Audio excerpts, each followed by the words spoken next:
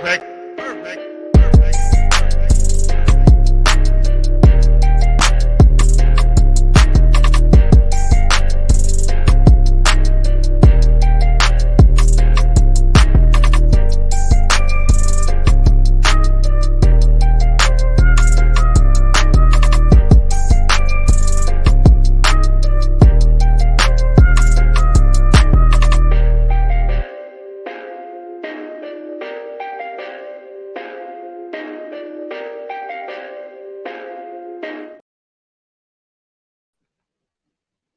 All right, everybody, what's going on? Welcome to today's edition of SWAC Talk. Of course, this is a show we cover the SWAC inside and out. I am your tour guide around the SWAC. C. Wells coming at you.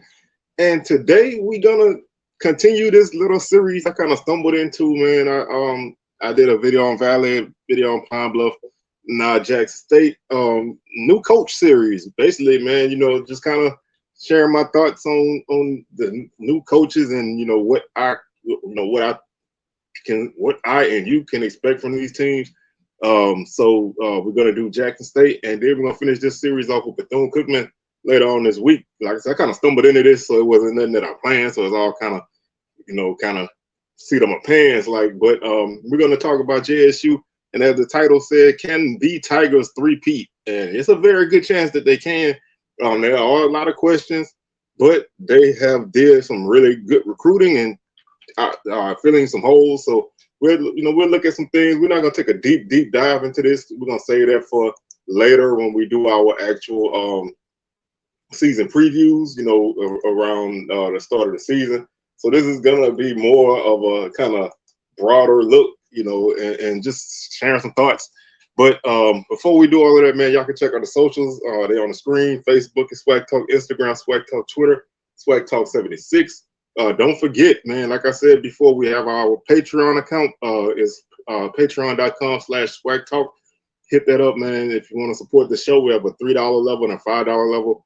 The $3 level will give you access to a members group chat where we can just chop it up about whatever. And then the $5 one, it entails an opportunity to join a monthly roundtable show, a live edition of SWAC Smoke roundtable, which you guys who are members can access that stream and come on live. So if you want to do that, you ever have you want to hop on and express your opinions and say some things, then we'll have a monthly roundtable for members to join and be able to kick it with us. So y'all hit that Patreon up, like I said, $3 level, $5 level.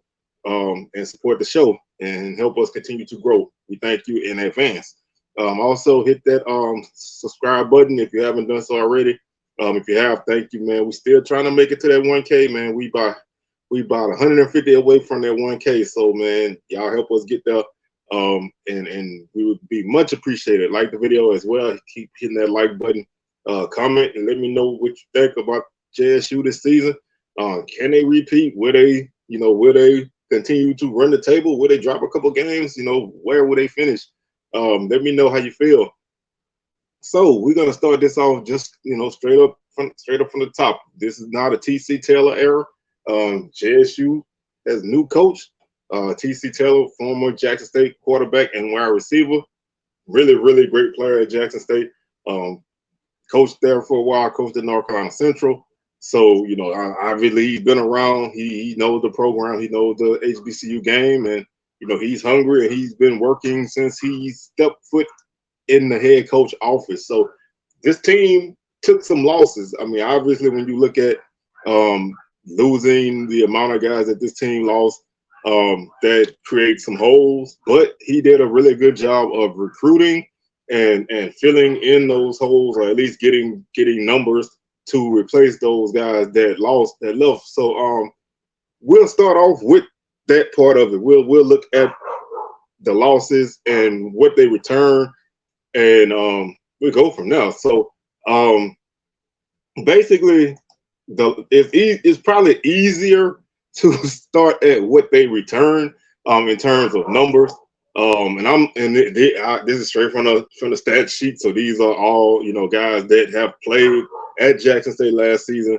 They returned 48 carries, 225 yards, and 1 touchdown from their rushing attack. Now that's 11% of their yardage from last season, 5% of the touchdowns, and 10% of the carries. J.D. Martin had the bulk of those returning numbers with 36 carries, 173 yards, and 1 touchdown. So not a lot of numbers coming back in the run game. That's, obviously losing a guy like Savion Wilkerson, who was a 1,000-yard rusher last season, creates a bigger hole in that. Nah, I'm not even gonna get into all of that. Hey, we lost this, but we're gonna easily fill it. I'm not saying you're not. I'm not saying they are. Right now, we're just talking strictly numbers, and that's a factual number. That's a hole. That's a hole that's got to be filled. But it can be done. But then you look at the passing attack. They don't return any quarterbacks that have thrown a pass at Jackson State. That again, something that's going to have to be rectified and will be. Receiving attack returns some better numbers. They return 83 catches, 767 yards, and 10 touchdowns. That's 23% of they returning 23% of the receptions from last season, 19% of the yards, and 23% of the touchdowns. And that number is led by DJ Stevens, who is probably going to be all SWAC at tight end. 37 catches, 376 yards, and 4 touchdowns. I really think he's going to be a very big factor in this offense, if nothing else, but for familiarity for the quarterbacks, being a safety blanket and being able to make some things happen for this offense. Rico Powers, 23 catches, 213 yards, and 3 touchdowns. J.D. Martin, 14 catches, 129 yards, and 2 touchdowns. Those are the guys that had the bulk of the yardage and reception and touchdowns. So those are the main returning guys. Looking at the defense, returning 17% of your tackle numbers from last season. That's 139 tackles out of 815 total. 12% of your tackles for loss. That's 12.5 tackles for loss out of the 100 the defense recorded, and 17% of your sacks. That's 8.5 of 49 sacks on the season. 15% of interceptions, 2 of 13, and 27% of your fumble recoveries. That's 3 of 11. The guys who return the most numbers are Williams with 32 tackles, 3 tackles for loss, and 3 sacks. Also, you have Arrington coming back. Jeremiah Williams, it leads that number. Arrington also returns with 14, 25, 3.5, and 3.5. Davis, 21, 4, and 2. Wiggins, 14, 1 tackle for loss, and 1 fumble recovery. Hughes, 10, and 1 fumble recovery. Doyle, 8, 1 tackle for loss, 1 sack, and 2 fumble recovery. So you have, obviously there's talent on, there's talent that's returning. It's just you lost a lot of guys. So those holes will have to be filled. Now they did bring in a really, really talented group of guys to fill these holes, and that also doesn't really take into account some of the guys who didn't play last season that are ready to play. So there's a lot of talent coming in. Obviously, you have multiple quarterbacks coming in that are gonna be fighting out for that spot. You got a lot of guys coming in at receiver. That's gonna be guys that make it. That's gonna make some things happen. Running backs. It's the cupboard is far from bare. So you really have opportunity to see some guys, and there's still going to be some guys coming in up until the summertime. So there's no shortage of guys. Like I said, you're going to have to replace 4 offensive linemen, but that can be done. And like I said, you do have some talent coming in. You have Isaiah Kendall coming in. You have Seven McGee coming in. You got Bruce Batman Mitchell in the secondary. You got Philip Short at quarterback, fighting out for that job with Jason Brown. You have Tristan Sion, a young guy who's hungry. Tim Stewart, who is a thumper. Of course, you have Asayas Guthrie, who probably is going to anchor that secondary and be a really big leader in that secondary. Zy McDonald, another guy, quarterback, battling that job out.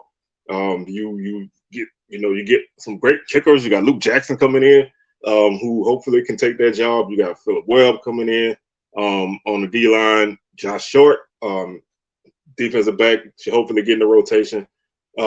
It's you have a lot of guys, man, coming in, and the number is growing. It's going to continue to grow. Isaiah Spencer is another name that look out for. So there is a lot of guys coming in. There's a lot of talent coming in. The key to this is, how quickly can these guys mold and mesh together. You have a week 0 game, which means you start practice a week earlier than everybody else. So that's a good opportunity to get a game under your belt early. It's a winnable game. I mean, South Carolina State is losing their best wide receiver. The quarterback play wasn't great at South Carolina State last season, but it's going to be interesting to see what the Bulldogs bring to the table. They're gonna be a physical team. I mean, that's Buddy Pugh football. They're gonna be tough, but I don't know where they stack up offensively this season. So we'll dive into them as we get closer to the upcoming season. But you got to expect them to at least be an early season fight.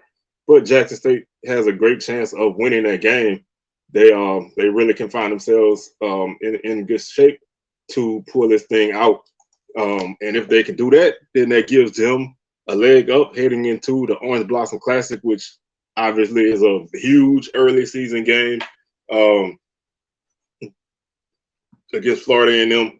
The Rattlers, they know that this has been a big game the last 2 years. They lost close. Jackson State thumped them last season. So FAMU knows that if they want to get to where they need to go, then they have to win this game. I mean, you don't want to fall behind 0-1 in the conference again for the third straight year, and have to, win out and hope Jackson State can drop a game to get yourself in. But this is going to be an entertaining game. It's going to be a tough game. Follow that up with the Boombox Classic against Southern. It's hard to say where Southern is right now. They have some holes to fill on both lines. Quarterback is a huge question mark. The game is in Baton Rouge, so it may be a little bit tougher early season matchup, but we'll see. Non-conference game for both teams, so that helps both squads regardless of the outcome. You don't really have to worry about the SWAC race in that one. Texas State is a game to circle. This is a game a lot of people are looking at as a potential FBS upset. Now that all depends on how JSU is playing. Texas State, I think, will be ripe because they have a new coach as well. So they're gonna be, not really. I don't really think they're gonna be at peak shape. I mean, they weren't a great team last season.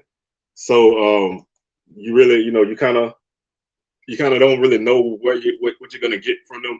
But it's an FBS game, so you gotta kind of expect, you gotta expect them to come out and try to take control of this game and get it over with. Honestly, I don't think it's gonna be I don't think if JSU drops this game, it's gonna be a blowout. Now, like I said, we don't know a lot about Texas State at this point, but they're gonna be a team that we're gonna make it a point to learn more about this team. Now they come into this game off of games against Baylor and UTSA, so they could easily be 0-2 coming into the Jackson State game. So that could be a really good advantage for Jackson State. This was a 4-8 team last season, so not great. 2-6 in conference. They didn't really do much. So they have a new coach, new system, and they're gonna be a team trying to find their way as well. So definitely a winnable game for Jackson State. Like I said, all depends on how those first couple games go for the Tigers. If they're clicking early and the talent that they have has started to mesh and mold, and their O-line gels, then this could be a good chance for them. But right now, it's kind of tough to say. You open up your home slate the following week against Bethune-Cookman. Should be a victory. I mean, you don't never overlook nobody, but Bethune-Cookman, I don't think they got the depth or the numbers to really compete, especially early in the season. So we'll see where they stand now. But then you play Alabama A&M on October 7th. Favorable matchup for JSU, followed by Alabama State at home for homecoming on the 14th. You get Valley on the 21st, and it'll be Valley is tough at home. You know, they always get up for Jackson at home, but you know, you definitely have the talent edge in that game, followed by Pine Bluff on the 28th. So the month of October is definitely manageable in SWAC play for Jackson State. Really, the first 5 games in conference play are very manageable. Alabama State is a team that we don't know. I mean, they took some unexpected losses this off season, so they're kind of sliding back. A&M is a team that kind of by default has slid up, so we don't really know, you know, how competitive they are going to be. I think offensively they'll be pretty solid. Defensively, the Bulldogs still have some questions. You got Valley and Pine Bluff and Bethune-Cookman, who are the 3 teams I think will be at the bottom of the league. So definitely a favorable opening. You couldn't really ask for a better opening portion of the conference schedule. You close out the month of November with Texas Southern on November 4th. Could be a preview of the SWAC championship game, depending on how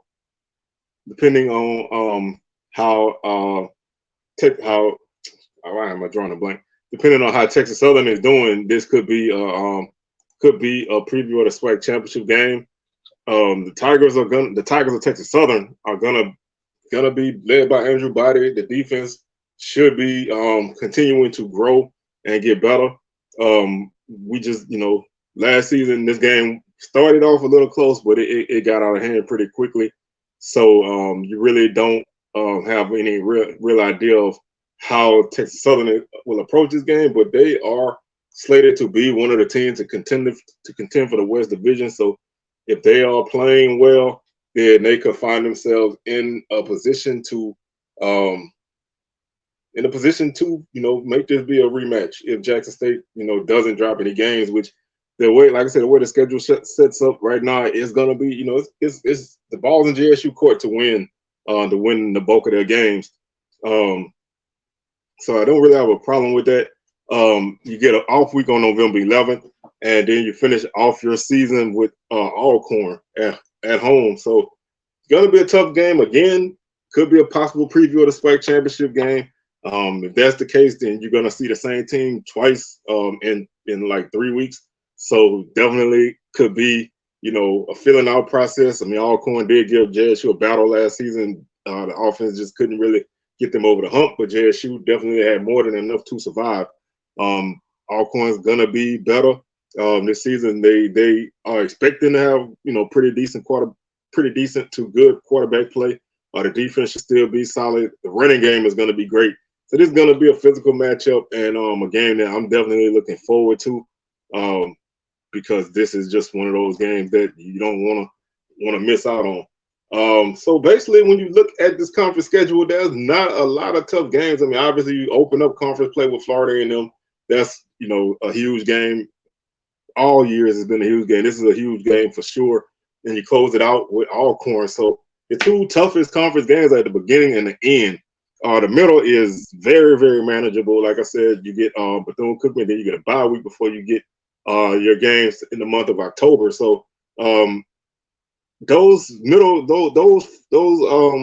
games after Texas State from Bethune-Cookman to Pine Bluff, you could easily win all 5 of those games. And then you know, if you can go 2-1 or 1-2 in those other 3 games, then you're gonna find yourself in really good shape to win the division. I mean, obviously, if you win all 3 of those other games in conference play, then you're gonna be 8-0 again and sitting in the championship game at home. So not, you know, I think the beginning of the schedule is a little bit tougher, but it's also a wild card because you don't honestly know what South Carolina State's going to do. Florida A&M, they haven't beat Jackson State in a long time. So that, you know, I mean, I know that doesn't hold a lot of weight on the field, but, you know, it's one of those things that kind of is always looming. Southern, we don't really know what his team is going to be. They have the potential to be good, but it's early in the season. This will be Southern's second game, so you don't really know where they're going to be at.